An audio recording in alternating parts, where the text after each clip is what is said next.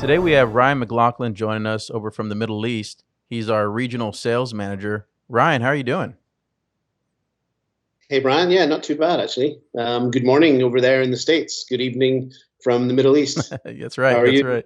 I'm not doing too bad myself. Just slowly transitioning a little bit back to work. How about you guys? I mean, how have you guys handled the kind of COVID-19? What's the policies over there? What are you dealing with on a day and day? Well, actually, it's been quite interesting. I think the last 3 months have been, like everywhere around the world, has been extremely challenging in one way or another with COVID and the legislation that's been put in place by many of the governments, particularly from my side. In terms of traveling within the region that's being banned. It's trying to adjust to, as we call, the new normal, working from home, and trying to engage a little bit with the clients as remotely as possible. I didn't think it would be as easy to have a virtual coffee with a client as it would be having a face-to-face meeting with them in the office, right? But I think slowly but surely things are coming back to normal. On a social level, we're seeing some of the shops, the malls, the restaurants, beaches are opening again here now in the UAE, which is good in terms of professionalism. We see a lot of the companies like ADNOC and KOC in Kuwait and Aramco. They're starting to open up again now, with slowly introducing the staff back in place. 20% this week, maybe another 25 next week. So it's going to slowly build up, but of course they're taking the right precautions. Yeah, So no. we're navigating as best we can, right? That's the key. Yeah, I think everyone is taking it a day or a week at a time. I mean, it's probably no different here in Houston. So that sounds good. I mean, it sounds like you guys are handling it pretty well then. Well, it's getting used to just being inside the house all day, right? In terms of, I think you're a little bit different. You're back in the office, you can interact with people. Now I have four walls, and I've just got my computer and some video calls every day, right? So it's I can't wait to get. And honestly, I'm not going to ever complain about having to travel, the late nights, the hotels. That's done. I'm looking forward to getting back on the road again. You and me both. I mean, I bet you everyone's technical proficiency around Zoom meetings, web meetings, all these things. Everyone's probably a pro now, right? What do you think? Well, that's it. That's it. You know what? Before the lockdown, I didn't even use Teams. Now I'm scheduling meetings. We're doing sharing screens. We're doing everything. It's a good way. I think it may ultimately change how we do business. And in fact, I think we should embrace it. I like it. It's positive for sure. Well, I hope it changes. Hope it changes things for the better like that. But hey, so before you entered sales for Premier Corex, I mean, you were technically involved in a lot of formation damage. Is that pretty accurate? It is, and again, we talk about sales, and many people often think of sales as being like a dirty word, right? In our industry, but effectively, I'm still technical. So when I joined the company, actually, I graduated from Aberdeen University in 2006. So I guess like every fresh graduate, the realism of life hits you as soon as you have your first bill to pay your tuition fee back, right? So you have to find a job to start paying everything back. So some of my colleagues from the university did some internship with Corex for a couple of years. So they suggested, why don't you put your CV in, see what they do? They need geologists. So I put my CV in, did an interview. They liked what I had to offer, and then I joined. So I joined initially within the formation damage group. So there I was running different types of analysis, initially XRD, SEM, thin section, doing reports, learning effectively what formation damage is, right? Because when we do our studies at university, formation damage, or even when we speak about clays, only get covered in a small percentage of what the actual degree is. But in reality, that's, in our industry in oil and gas, it plays such a big factor in terms of how we can ensure we have enough recovery factor and the impact of incompatibility. So there I was effectively learning from the ground up, right? So, we have, I guess we could call it the guru of formation damage, Ian Patey. So, before I joined Corex, I had no idea what formation damage was. And I was very interested when I seen our lab in Aberdeen, what we were trying to recreate in a lab environment. What did that really mean for the field? How are we replicating that? And so I was quite eager and interested to learn more in terms of looking at procedures, looking at drilling and completion operations, looking at enhanced oil recovery. So within about 2 or 3 years, my knowledge base in terms of how technically qualified I was exponential, right? So then I became more front facing. So I guess I stopped looking at thin section slides and SEMs, and I was more involved in, I guess we call it project design, discussing results with the clients, trying to understand what problems they have.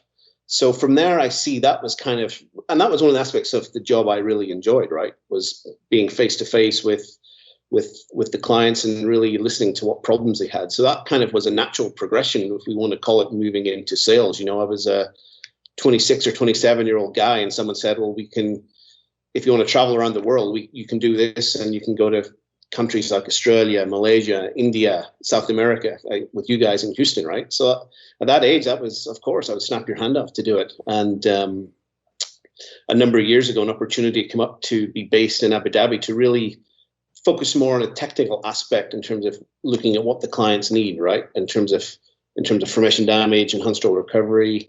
You know, we had an operation here before, but it was more routine. We wanted to bring something different to the Middle East, something they haven't seen before. And formation damage, you know, as being the world leaders in that, gave us that opportunity to really, I guess, make our mark in the industry. And it's taken a little while, you know, with how things are going. COVID probably hasn't helped that much, but we have been awarded some good projects and some nice contracts here now. So we're finding our feet, which is good.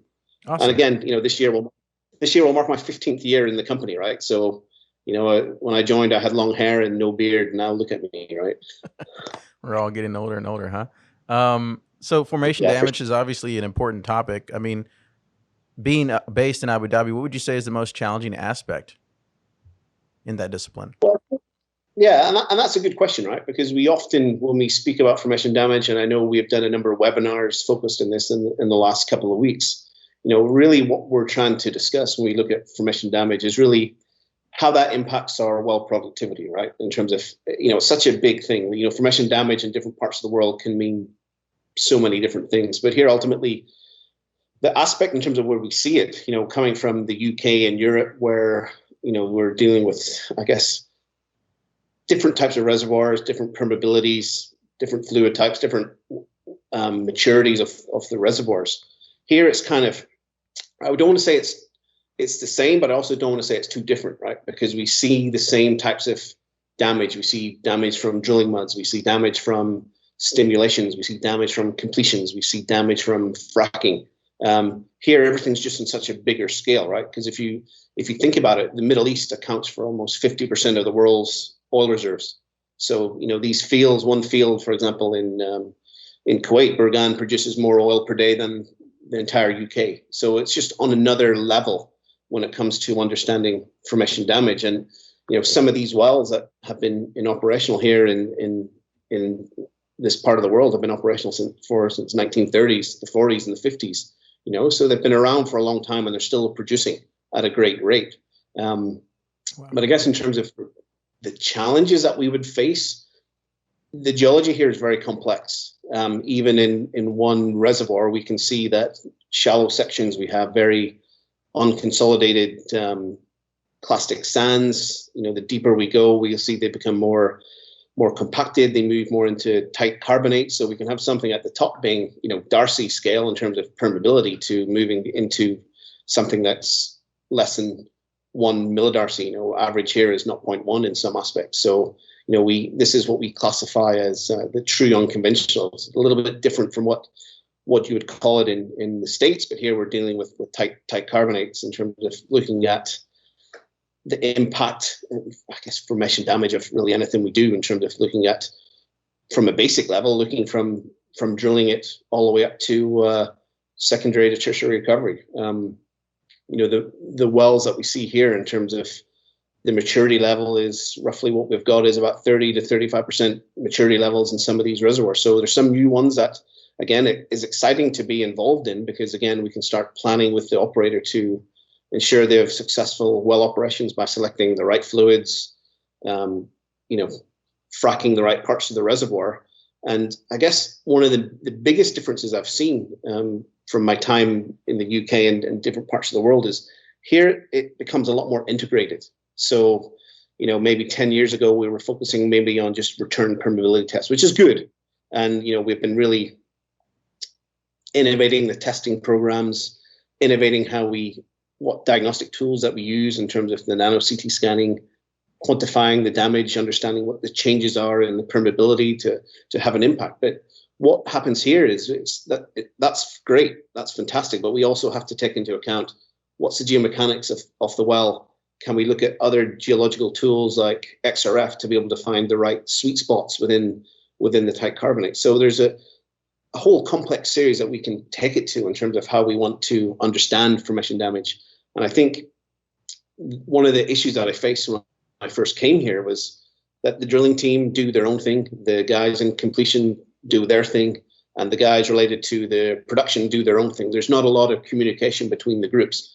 However, it is changing now. I've seen that change within some of the organizations here in UAE and also in Kuwait, which is good, which makes our life a little bit easier, because formation damage, I guess, historically, most people will think it as a problem only with drilling muds, the drillers damage our wells, but it's, we know damage occurs at any point in the life of a well. So understanding, from the existing wells, how do we try to improve the recovery is important, because a lot of the national oil companies now, you'll be aware they've set standards what they want to achieve in the next 10 years in terms of what their production is. So, now in the UAE, Abu Dhabi's they're producing around 4 million a day, right? So by 2030, they want to be producing about 5 million. So by, if they don't drill any more wells, how are they going to get that extra million? By doing the same drilling and completions on their existing wells? Don't think it. They're going to have to look at trying to understand where those improvements can be made. And the only really way to do that with the complex geology is by lab testing, which is, I guess, one of the main reasons why we're here. We're here to support what the operator are doing and help make their life easier by answering the right questions in terms of, is their completion design right? Do they need to change up? What type of drilling fluid do they need to use? Can it be optimized? Is there a different type of acid cocktail that they can use? Can they bullhead, particularly for these tight carbonates? What happens if we matrix stimulate and we don't have cleanup of drilling fluid? Do we get precipitation? So there's a lot of questions that get asked, and the only way really to answer them concretely is by doing lab tests, which is what we're here for. Yeah, so let's talk a little bit about those lab tests. I mean, what kind of projects are you currently working on at the moment over there? Well, it's interesting. At the moment, there's a number of projects we're doing here in Abu Dhabi. So effectively, for the last number of years, the guys here have been drilling the wells in a specific way. Some good, some bad, not getting the results that they need in certain horizons. So we are effectively now looking at doing some work with the onshore team here, looking to evaluate a benchmark on where their drilling fluid formulations are at the minute, what type of impact that's having on the permeability on these tight carbonates. If they can look at identifying where the damage is, what the damage is, can they make any changes to that fluid without having to then look at doing any type of treatments, any type of workovers?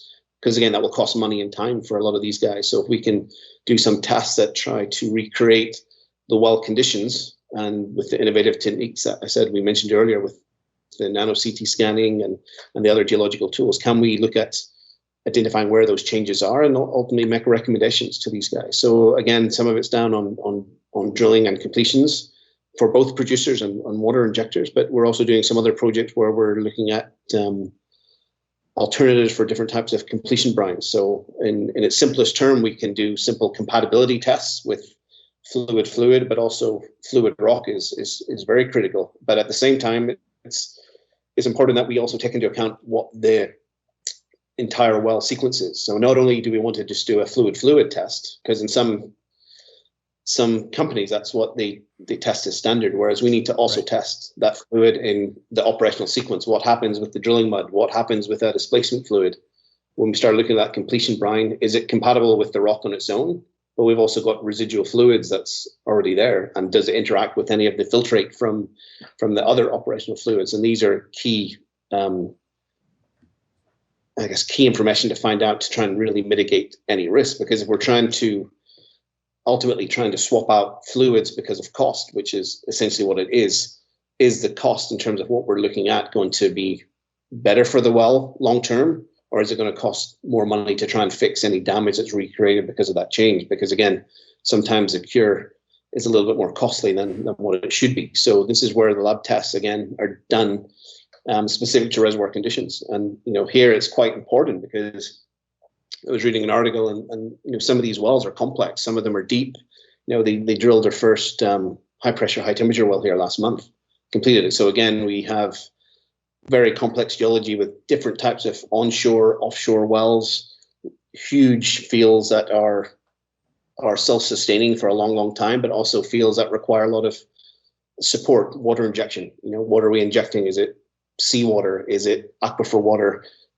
Is it river water? And again, we completed a study in Iraq a number of years ago where we were looking at injecting different types of waters. But one of the things that the variables that we had to account for was season variation in the water content, because again, parts per million and the bugs changed when it was winter season over summer season. So sometimes we oversimplify the testing for good reason, right? To limit the number of variables, but at the same time, we have to make sure we account for the number of risks that could ultimately impact the total recovery factor.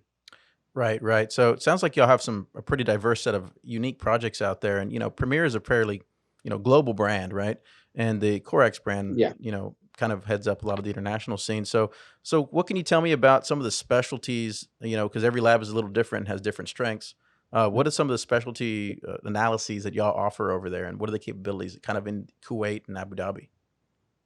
Yeah, sure. So in Abu Dhabi, we have finally set up the first Premier Corex independent formation damage testing facility. So, we have our testing facility in Aberdeen, which is, I guess, the mother lab for formation damage, where we have 14 formation damage rigs. So we have one finally here, and this is to also support the endeavors of the contracts with ADNOC, the contracts with Kuwait, to do testing on their operational fluids for drilling muds, for acids, for water injection. So this is, I guess, the baby in the Middle East, but it ultimately can grow into something very, very big. And I think the target and the strategy, I think, for the company is we see the Middle East as being something that will offer long-term sustainable investment for us.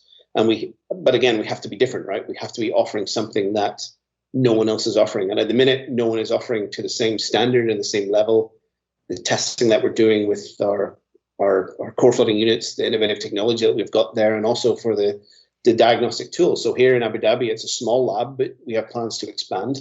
In Kuwait, obviously, we've won a substantial contract with KOC, and part of that contract requires us to set up a routine lab within the country, which I can say we've done at the moment. We're waiting for some fluid analysis equipment, PBT kit, to be installed, which we think will happen at the end of the year. But these labs are, you could call them satellite labs, that will ultimately be doing the majority of the work, but we'll also be sending a lot of the work to, for example, to Aberdeen, to our Cairo facility, but also to you guys in Houston. You have a world-class rock mechanics facility that, we have won, maybe not a lot of people know this, but we've got 3 rock mechanics contracts in the Middle East of substantial value. So now we're actually finding our feet to get a lot of these projects initiated. And I guess, what we never really touched it at the start of the session is the oil price. One of the things that we've probably overlooked. We've talked about COVID and the oil price crash. How has that affected projects? So, speaking with a lot of the clients here, they haven't really canceled any projects. Projects have been delayed, not because of the oil price, but mostly because of COVID-19, because of the 3 months where they haven't been able to initiate the studies. And now what we're seeing, we've had some conversations in the last couple of weeks with Kuwait and ADNOC, and with the office being reopened again, it allows us to then make sure that the labs are fully furnished with projects. And at the same time, none of our labs shut during the COVID-19. We were still processing cores. We were still taking samples on board and making sure that we met the client's deadlines. So things are good. They're picking up. But like everywhere, we want to be more busy. You know it. Well, Ryan, thank you so much for taking the time to visit with me. It's been very informative. Appreciate all that you're doing for Premier Corex. So Sure. anyways, thank you. Thank you so much. Thank you, guys. All right. You have a great day. All right. You too. Take care.